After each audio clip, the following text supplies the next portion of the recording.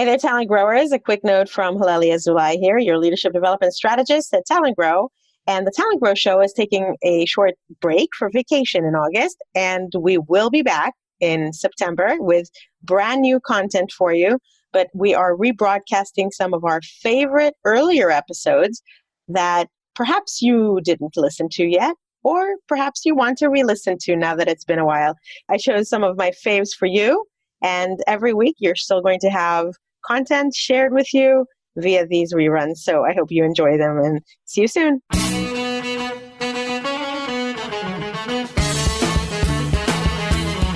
Welcome to the TalentGrow Show, where you can get actionable, results-oriented insight and advice on how to take your leadership, communication, and people skills to the next level and become the kind of leader people want to follow. And now, your host and leadership development strategist, Halelly Azulay.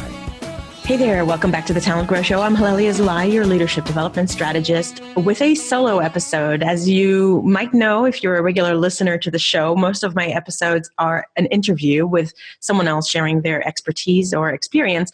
But because leadership development is what I do for a living, I actually also have some expertise and experience to share. And so in my solo episodes, that's what I try to do. And this particular episode is a little bit different from my previous solo episodes because I recorded it actually with video too. So in the podcast, I'm sharing the audio only, but over on my blog, I shared the video. So if you're curious to see what I look like when I talk about this, you can go over there and check it out.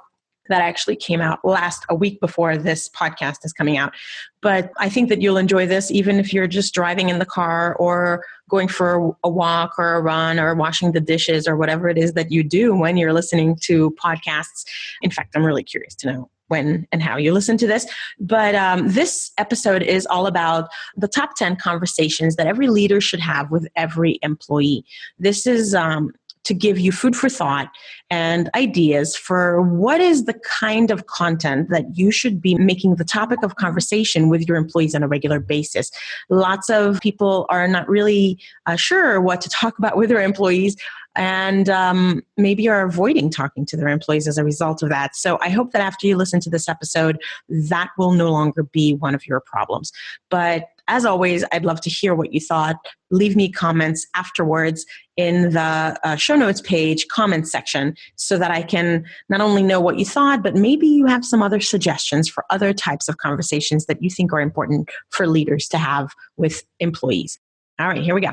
One of the things that in my work as a leadership development strategist, I encounter a lot is people are really not sure how often and about what to speak with their employees. Because in today's world of work, let's face it, most people don't have just the job of being a manager, a people manager full time. Most of us, when we are a people manager, we are also some kind of a project manager. We have some kind of responsibilities to continue performing our technical duties, whatever it is that we've excelled in, that earned us that promotion in the first place. So you end up having to juggle a lot of different things at the same time, in addition to this responsibility of managing people and their performance. Now, I believe that a leader's job is to facilitate peak performance in others. And that means that you have to give them the resources, the skills, the ability to do what they need to do to excel in their job, to remove obstacles from their way, and to support them from the side whenever possible, to help to redirect them, to give them feedback, to give them direction. So when you are struggling to do your people management aspects of your job, one of the things that I find a lot of people fall back into is either old habits or modeling what they've seen from people who have led them. And unfortunately, I think you and I both know that there's a lot of bad examples out there. So I'm trying to do my part to stop the madness and stop getting people to continue repeating the mistakes of the past. One of the mistakes of the past that I see repeated in organizations, and in some cases it's because it's culturally ordained, is this idea that we talk to employees in a formal way once or twice or maybe 4 times a year throughout the official performance review process. And that all of the other conversations are maybe just about questions that they have or things you need to delegate to them, but there really isn't some kind of a proactive, manager-driven, regular, habitual discussion with employees that happens, or conversation with employees that happens outside of the performance management process. So this is a huge mistake. Lots of companies are now seeing the light. And in fact, many organizations are doing away with that official performance review process because it was not producing the results we need to see in the 21st century workplace. And we need to replace that, not with a vacuum, but with consistent, ongoing communication, weekly communication, even daily communication, and conversations with employees is the way to do that. So I recently wrote an article that's become pretty popular, which is the top 10 conversations every leader should have with every employee. And I wanted to go over some of those with you here to help you get a sense of what you should be doing with your employees on a regular basis. It's going to require habituation from you. That means you're going to have to intentionally plan to make this happen and create some key habits to make this a regularly occurring thing. But I hope that I will give you some ideas about the content of these conversations or the types of conversations to help make that job easier. So here are my top 10 conversations that every leader should have with every employee. And the first one is that every employee needs to be working to their strengths. I hope that you are thinking about this and that you are aware of what strengths are. But in general, the more that you can match people's work to their strengths, the better that they will perform, the better quality results that they will produce for you, and the more engaged that they will be, the more excited they will be about their work, and the better the culture of your organization and team will be.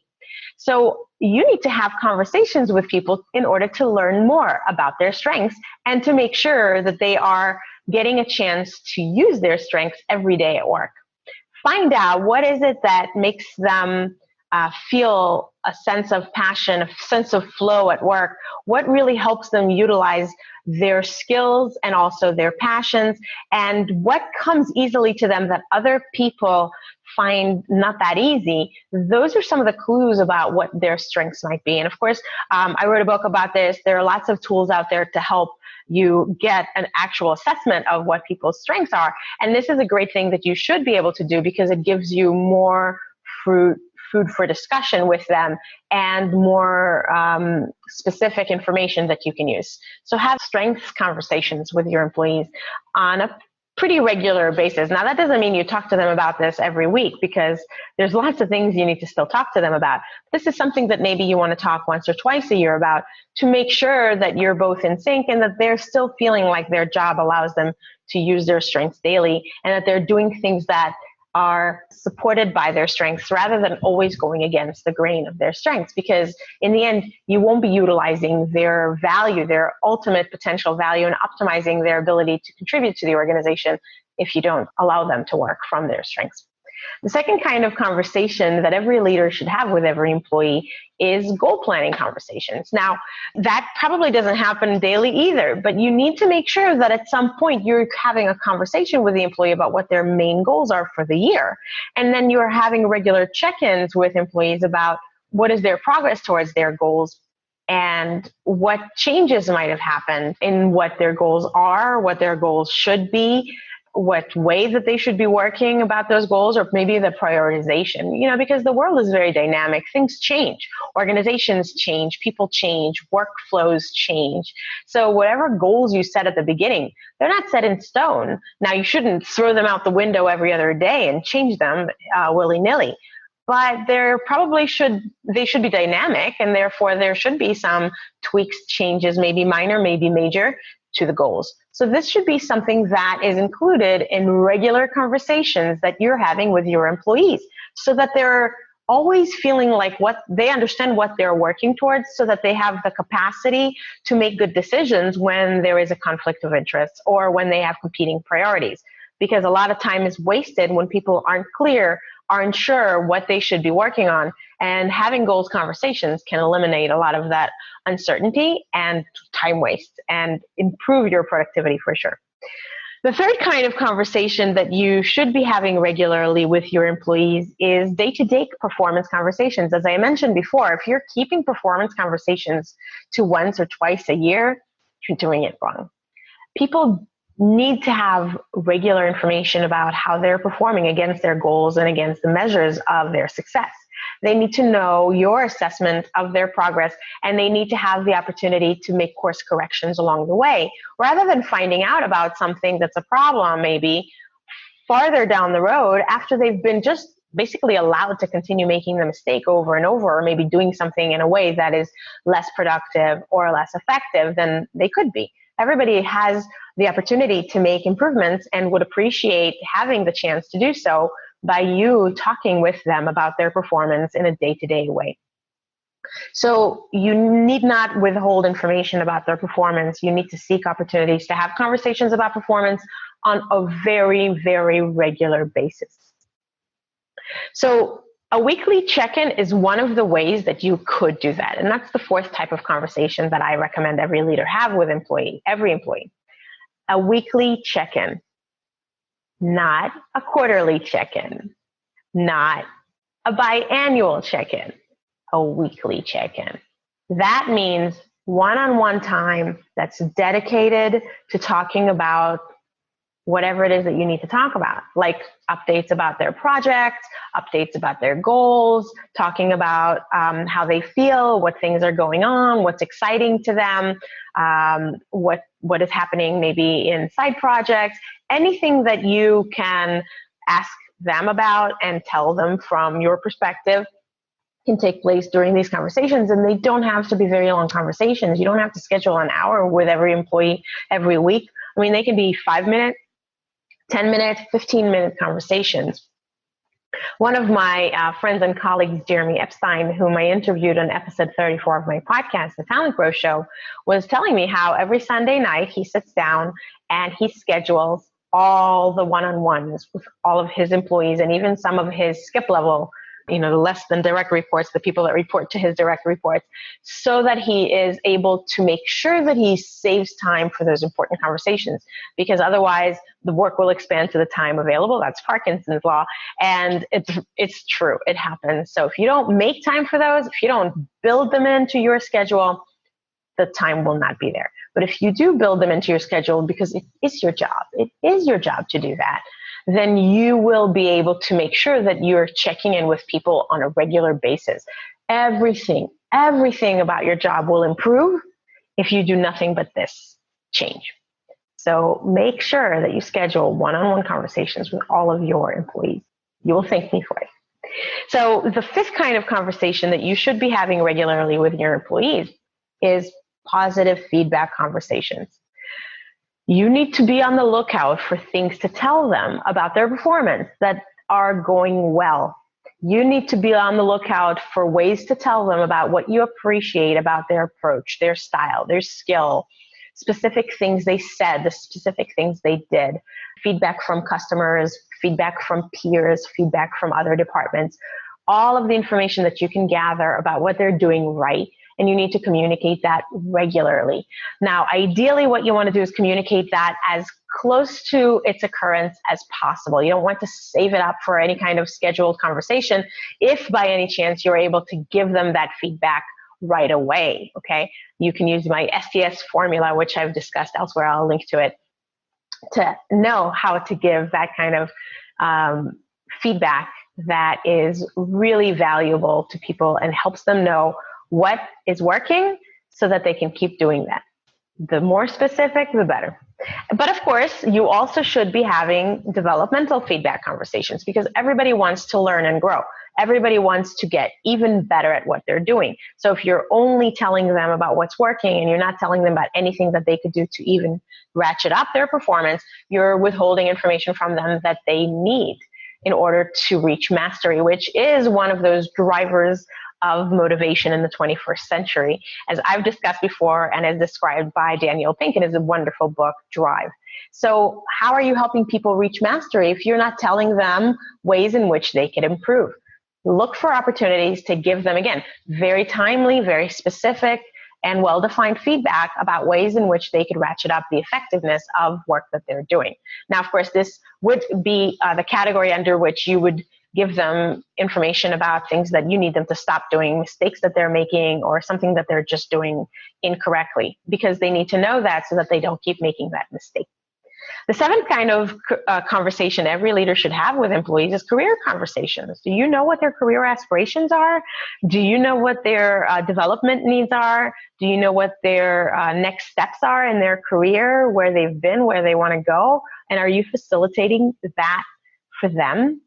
Because as the developer of talent, as a manager, it is your responsibility to help people achieve their goals in their careers to the extent that you can.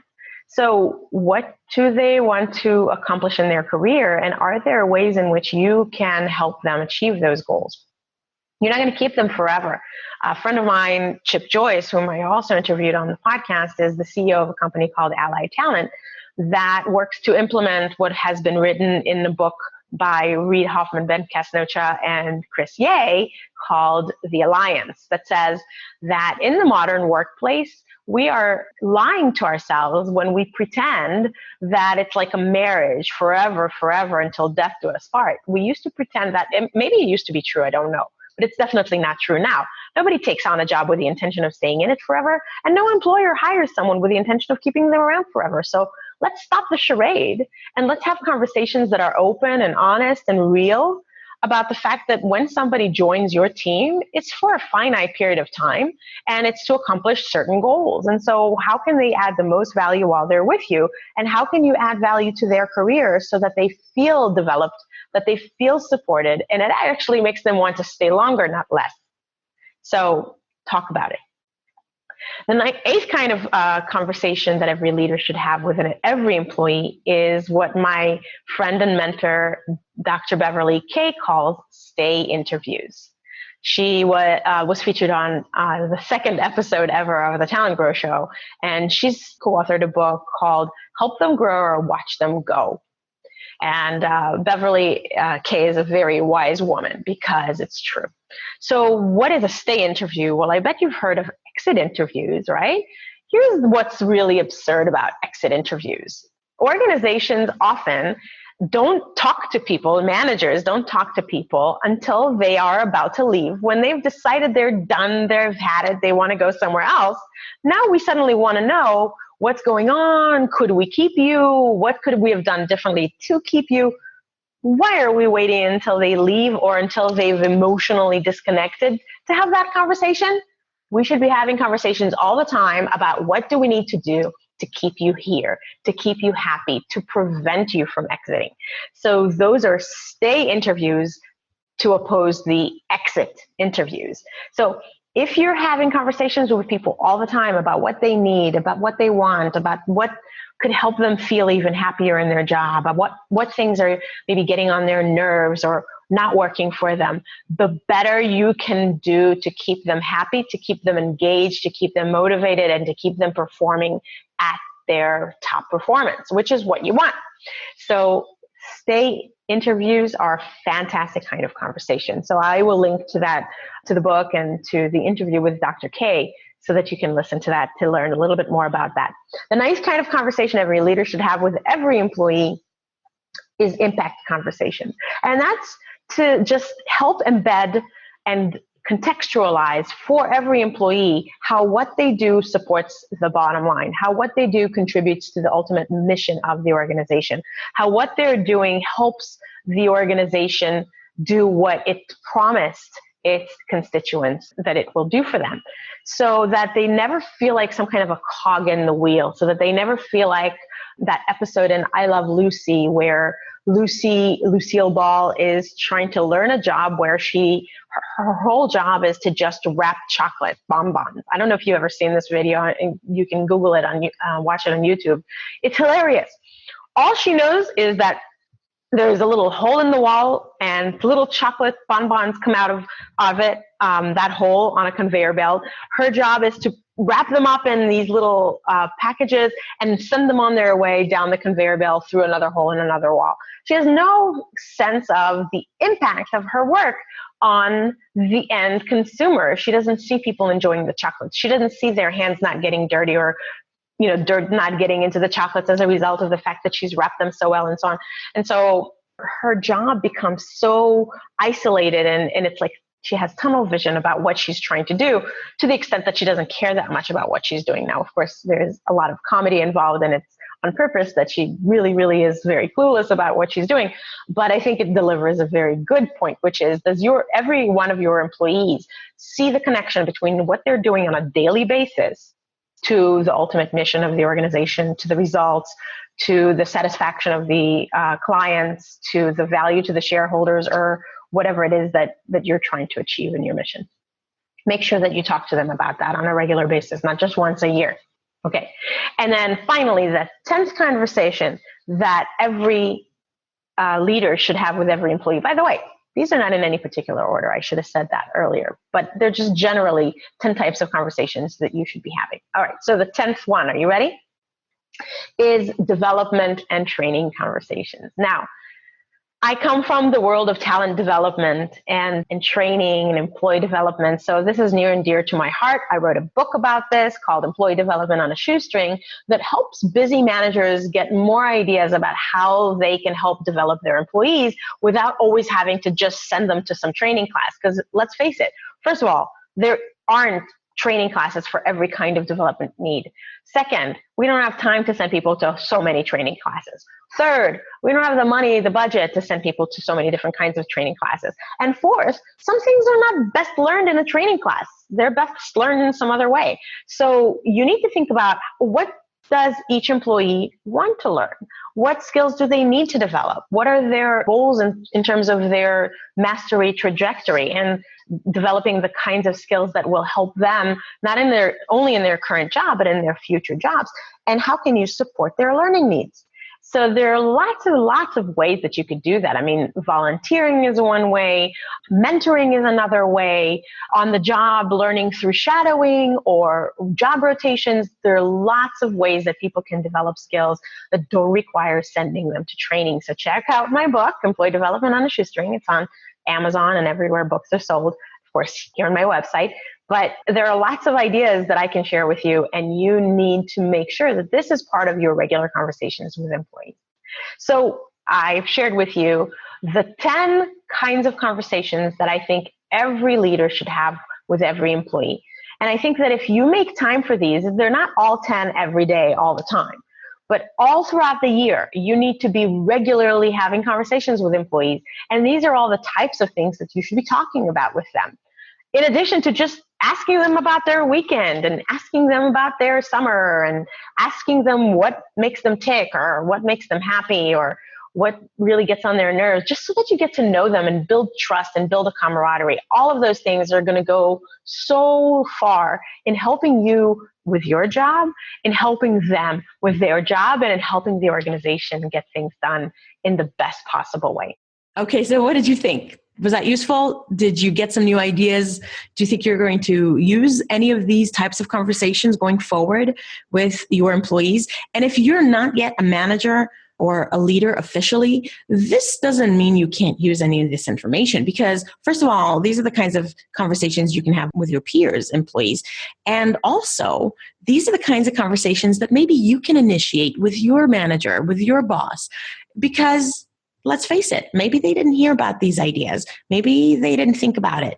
And it still would make your relationship much better and would make your work situation much better if you did talk about these things. So that might be an idea for you to consider. But at any rate, I would love to hear what you thought in the comments. Just go over to the show notes page, which is www.talentgrow.com/podcast/episode 38. And over there is where I'll link to everything that I mentioned and give you an opportunity to leave comments. So thank you for tuning in. Hope that you enjoyed this solo episode. I hope that you will subscribe if you haven't subscribed yet, and give me a shout out over on iTunes and rating and a review, because that's super helpful to other people because it helps them discover the show. It comes up in their search results more. So thank you for your time. Thank you for listening. Make today great.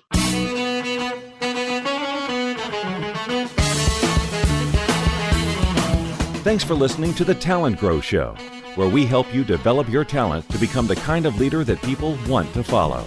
For more information, visit talentgrow.com.